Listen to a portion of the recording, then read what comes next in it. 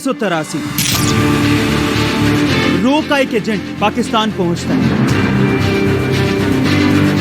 लेकिन पाकिस्तानी खुफिया agency ISI को इस एजेंट के बारे में पहले से ही पता लग जाता है और भनक लगने के बाद वो उस रो एजेंट को पकड़ लेती है, जिसके बाद उस एजेंट से पूछताछ की जाती है और मुंह ना खोलने पर उस पर जुल्म किए जाते हैं। इतने टॉर्चर के बाद वो टूट जाता है, लेकिन फिर उसके बाद पाकिस्तानी एजेंट्स को जो वो बताता है उसे सुनने के बाद पाकिस्तानी एजेंट्स के होश उड़ जाते हैं।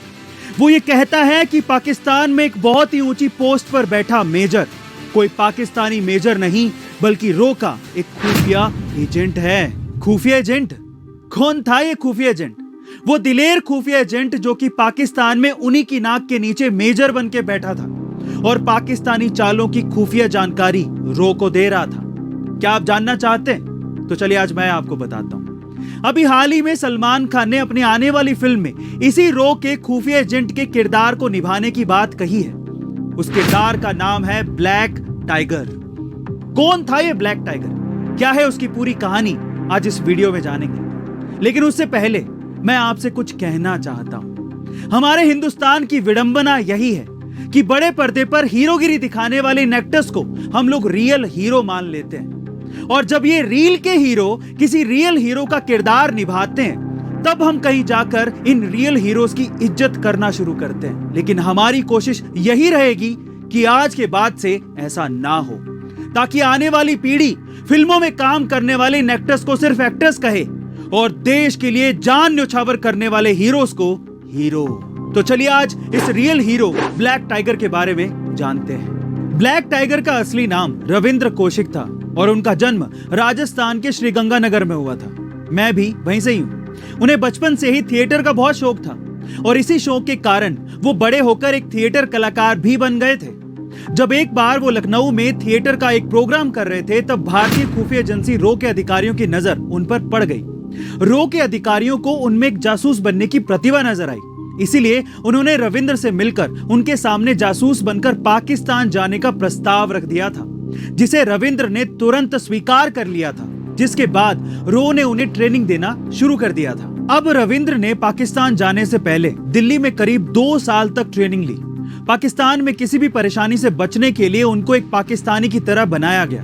उन्हें उर्दू, इस्लाम और पाकिस्तान के बारे में पूरी जानकारी दी गई।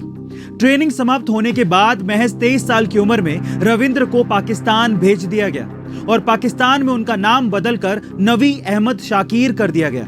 चूंकि रविंद्र श्रीगंगानगर के रहने वाले थे तो उन्हें पंजाबी बोलना अच्छे तरीके से आता था और पाकिस्तान के अधिकतर इलाके में पंजाबी ही बोली जाती है, तो इसीलिए उन्हें पाकिस्तान में ढलने में ज्यादा दिक्कत नहीं आई। पाकिस्तान पहुंचने के बाद रविंद्र ने पाकिस्तान की नागरिकता लेकर पढ़ाई के लिए यूनिवर्सिटी में दाखिला ले लिया, जहां से उन्होंने कानून में ग्रेजुएशन किया।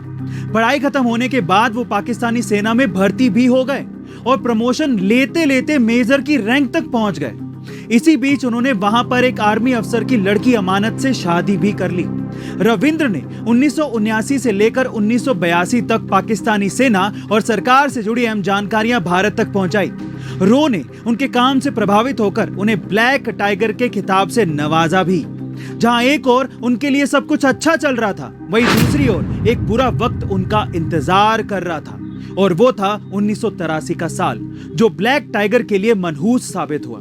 अब 1983 में रविंद्र से मिलने रो ने एक एजेंट को पाकिस्तान भेजा था, लेकिन वो एजेंट पाकिस्तानी खुफिया एजेंसी के हत्थे चढ़ गया और लंबी यातना और पूछताछ के बाद उसने रविंद्र यानी कि ब्लैक टाइगर के बारे में सब कुछ बता दिया। अब पकड़े जाने के डर से रविंद्र ने भागने की कोशिश की, लेकिन रो उनकी वापसी में कोई मदद नहीं कर पाई, क्योंकि पाकिस्तानी खुफिया एजेंसी आईएसआई रो के इस प्लान के बारे में सब कुछ जान चुकी थी। रविंद्र को गिरफ्तार कर सियालकोट की जेल में डाल दिया गया। पूछताछ में लालच और फिर उसके बाद यात्रा तक देने के बाद भी रविंद्र ने भारत की कोई भी जानकारी देने से मना कर दिया। साल 1985 में उन्हें मौत की सजा सुनाई गई, जिसे बाद में उम्र कैद में बदल दिया गया। मियां वाली जेल में 16 साल कैद काटने के बाद 2001 में उनकी मौत हो गई और भारत सरकार ने रविंद्र से जुड़े सभी रिकॉर्ड्स नष्ट कर दिए। दोस्तों, जासूसी पेशे के साथ दर्द ही ऐसा है, जहां एक तरफ हर वक्त उनके गर्दन पर मौत की तलवार लटकती रहती है, वहीं दूसरी तरफ बदकिस्मती से अगर वो देश की सेवा करते हुए दुश्मन देश में पकड़ा जाए तो उसके देश की अपनी ये मजबूरी होती है कि ना तो वो उसकी मदद कर सकता है और ना ही उसे स्वीकार कर सकता है। और अंत में जब उसकी दुश्मन देश में मौत हो जाती है तो उसको अपने वतन की मिट्टी तक नसीब नहीं होती। लेकिन इन्हीं शहीदों की गुमनाम शहादत देश को बचाए हुए है और इन्हीं शहीदों के दम पर आज हम खुली हवा में सांस ले पा रहे हैं। पर ये गुमनाम बलिदानी भी ये जानते हैं कि देश के लिए कुर्बानी देनी कितनी जरूरी है, क्योंकि ये देश है तो हम हैं। अब आप सलमान खान की इस आने वाली फिल्म को देखते हुए ये जरूर सोचेगा कि कौन है असली ब्लैक टाइगर। और जब आप सलमान खान से ऊपर उठकर उस जाबाज रविंद्र के बारे में सोचने लगेंगे तो हम ये सोच लेंगे कि हमारी मुहिम कामयाब हुई। तो अब ये जरूर याद रखिएगा कि ब्लैक टाइगर कोई सलमान खान की आने वाली फिल्म नहीं है, बल्कि रविंद्र कौशिक के बलिदान का वीर चक्र है।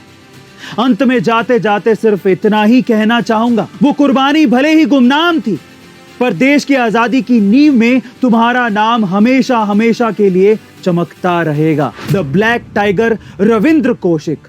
जय हिंद, जय भारत।